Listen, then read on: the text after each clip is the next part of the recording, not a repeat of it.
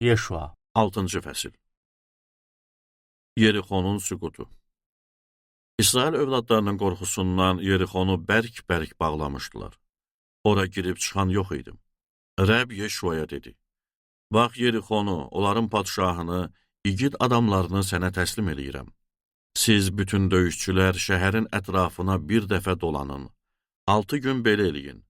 Sandığın qarşısında 7 kahin qoç buynuzundan olan 7 şeypur daşısın. 7-ci gün şəhəri 7 dəfə dolanın və kahinlər şeypurları çalsınlar. Onlar qoç buynuzundan olan şeypuru uzun-uzadı çaldıqları və siz şeypurun səsini eşitdiyiniz vaxt bütün xalq gür səslə bağırsın. Onda şəhərin qala divarları yerə çökəcək və xalqın hər biri dayandığı yerdən şəhərə qalxsın. Nun oğlu Yeşua kahinləri çağırıb onlara dedi: Əhd sandığını götürün, Rəbbin sandığı qarşısında 7 kahin qoç buynuzundan olan 7 şeypur daşısın. Xalqa isə dedi: Gedin şəhəri dolanın, silahlı adamlarsa Rəbbin sandığı önündə getsinlər. Yeşuanın xalqa dediyi kimi, Rəbbin önündə qoç buynuzundan olan 7 şeypuru daşıyan 7 kahin keçib şeypurları çaldı. Rəbbin əhd sandığı da onların ardınca aparıldı. Silahlı adamlar şeypurları çalan kahinlərin qarşısında gedirdilər. Kahinlər şeypurları çala-çala gedərkən, arxada olan dəstə sandığın ardınca gedirdi. Yeşua xalqa əmr eləyib dedi: Sizə çığırın deyəcəyim günə qədər çığırmayın, səsinizi eşitdirməyin və ağzınızdan bir söz çıxartmayın. Ancaq mən deyən vaxt çığırın. Xalq Rəbbin sandığını bir dəfə şəhərin ətrafına dolandırdı. Sonra ordugaha gəldilər və orada gecələdilər. Yeşua səhər erkən qalxdı. Kahinlər də Rəbbin sandığını götürdülər. Qoç buynuzundan olan 7 şeypuru daşıyan 7 kahin Rəbbin sandığı önündə gedirdi və şeypurları çalırdı. Silahlı adamlar onların qarşısında gedirdi. Kahinlər şeypurları çala-çala gedir, arxa dəstə Rəbbin sandığının ardınca gedirdi. Onlar 2-ci gündə şəhəri bir dəfə dolandılar və ordugaha qayıtdılar. 6 gün belə elədilər. 7-ci gün tezdən dan yeri söküləndə qalxıb şəhəri 7 dəfə bu qayda ilə dolandılar. Ancaq 7-ci gün şəhəri 7 dəfə dolandılar. 7-ci dəfə dolanan zaman kahinlər şeypurları çalanda Yeşua xalqa dedi: Çığırın, çünki Rəbb şəhəri sizə verdi. Şəhər məhv edilməyə həsr olunub və onda olan hər şey Rəbbə təqdim olunmalıdır.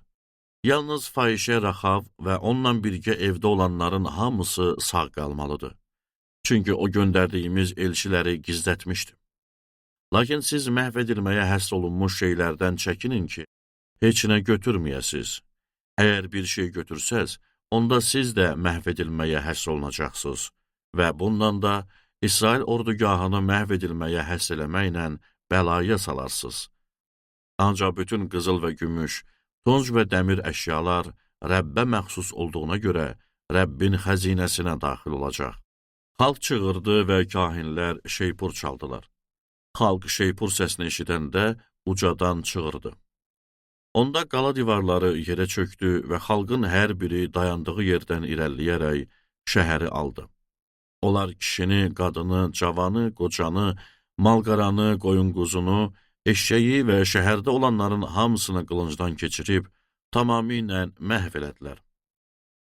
Yeşuanın Raxavı və yanındakiləri sağ buraxması. Yeşua ölkəni gözdən keçirən o 2 nəfər casusa tapşırmışdı. Fahişə qadının evinə girin, ona and içdiyiniz kimi qadını və onun yanındakilərin hamısını evdən çıxarın.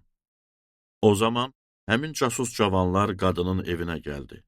Raxavı, atasını, anasını, qardaşlarını, onun yanında olan hər kəsi, bütün qohumlarını evdən çıxartdılar və onları İsrail ordugahından kənar yerdə qoydular. Şəhərə və orada olan hər şeyə od vurub yandırdılar. Yalnız qızıl gümüşü, mis və dəmir əşyaları Rəbbin evinin xəzinəsinə qoydular.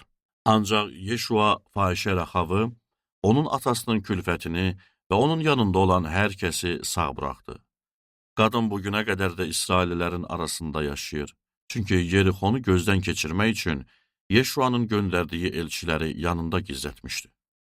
Yeşuanın Yerixonu lənətləməsi. Yeşua o vaxt xalqa and verib xəbərdarlıq elədi. Bu şəhəri, Yerixonu kim bərpa eləsə, qoy Rəbbin önündə lənətə gəlsin. Bunu eləyən həmin şəxs onun bünövrəsini ilk oğlunun həyatı bahasına qoyacaq və kiçik oğlunun həyatı bahasına isə onun qapılarını yerinə vuracaq. Rəbb Yeşua inandı və onun şöhrəti bütün ölkəyə yayıldı.